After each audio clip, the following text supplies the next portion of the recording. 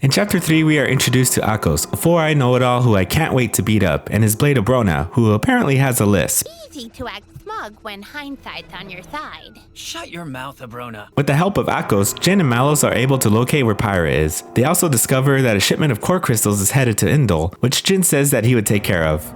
Don't do anything too reckless.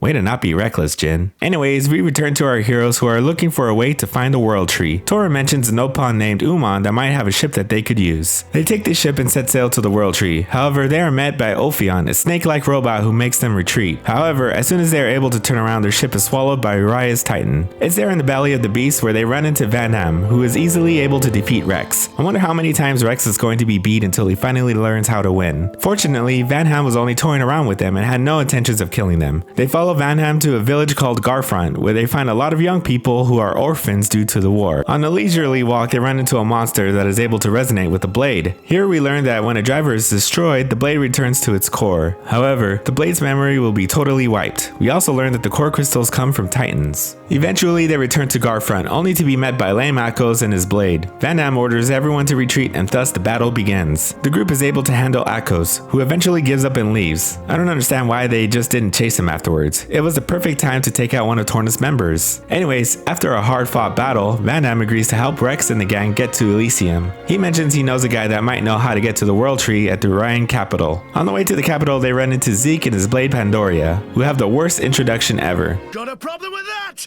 Then come at me, and don't hold back! What? Is this guy for real? Due to Zeke's clumsiness, he causes the ground beneath his feet to fall apart. Thank goodness, because he was really starting to annoy me. They finally reach the Orion capital, where Van Ham introduces the group to Cole, an old man that runs the theater. Cole mentions a man that knows how to get to Elysium and agrees to help them out. Before he tells them though, he starts to cough a lot, being old and all, so the gang decides to call it a night. Later on, Cole is visited by Lame Akos and douchebag Malos, who want to know where the Aegis is. Cole doesn't give them up and they eventually leave. However, Akos has a way with children and they kidnap Iona. Malos visits Pyra while she's dreaming and forces her to come to him, or else they would hurt Iona, proving once again how children are useless. Cole tells the group that Malos and Akos took Iona and realize that Pyra is also missing. Cole surmises that they took Iona to Alethos ruins, stating that it's where Adam led his army of resistance from, and it's also the place where the Aegis awoke. Pyra meets Malos and they begin to battle. However, Malos is too strong for Pyra. Luckily, Rex and the gang come in the nick of time to help Pyra against Malos. However, Akos is able to take the power away from the blades, so even though they made it in time, they still aren't able to beat the members of Torna. I do find it funny how they're able to have regular conversations while they're fighting. I'd probably be way out of breath to say anything. Van Ham is watching this the whole time and finally decides to intervene. I really like Van Ham. He's full of wisdom, crazy strong, and always happy to help Rex. He has so much to teach the kid and I can really dig him being a mentor for Rex throughout the entirety of the game.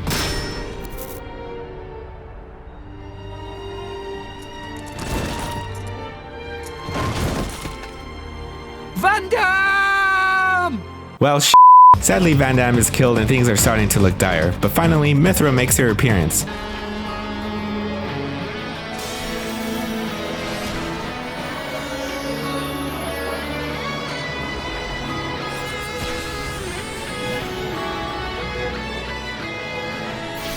Mythra is her true form and tells Rex that she's not Pyra, and that Pyra is actually just a different self that she constructed. Anyways, you can always rely on characters getting new powers to beat their enemies. She uses this crazy robot in space that sends beams of energy to destroy her targets. Together they are able to beat Malos and Akos, and Abrona is destroyed and returns to her core. Malos and Akos decide to beat it, while Rex finds a very dead Van Ham. Anyways, that's how chapter 3 ends. I hope you enjoyed this video and I will see you in the next one.